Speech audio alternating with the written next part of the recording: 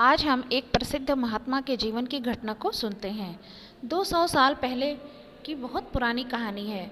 उत्तर प्रदेश के हल्दी घाट के पास दुर्वासा नामक एक महात्मा कई वर्षों से जप किया करते थे।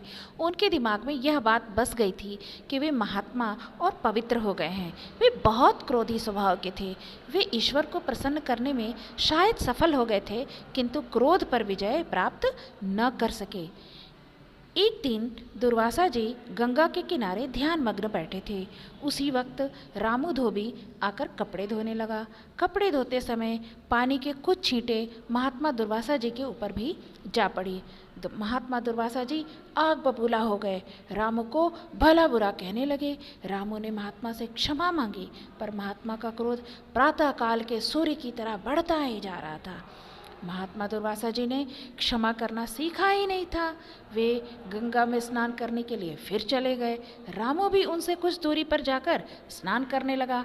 पानी से बाहर आकर महात्मा जी ने रामू से पूछा, तुम स्नान करने क्यों गए थे?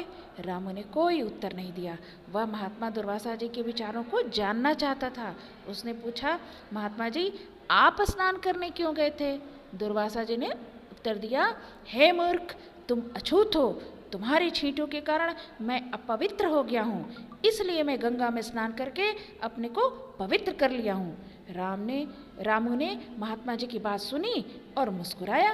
कहने लगा, मैं भी इसी कारण स्नान कर रहा हूँ कि आप जैसे क्रोधी के क्रोध ने मुझको छू लिया है, इसलिए मैं अपने आप को पवित्र करने के लिए स्नान कर रहा हूँ। रामू की अर्थपूर्ण बातें सुनकर महात्मा दुर्वासा जी का सिर नीचा हो गया। वे बड़े लज्जित हुए। वे रामू से हाथ जोड़कर बोले, सच है भाई, तुमने मेरी आंखें खोल दी। क्रोध से बड़ा कोई पाप नहीं है। इस कहानी से हमें क्या शिक्षा मिलती है? यही प्रेरणा मिलती है कि क्रोध एक ऐसा दुर्गुण है जो हमारे सद्गुणों को भी धूमिल कर देता है। अतः हमें क्रोध नहीं करना चाहिए।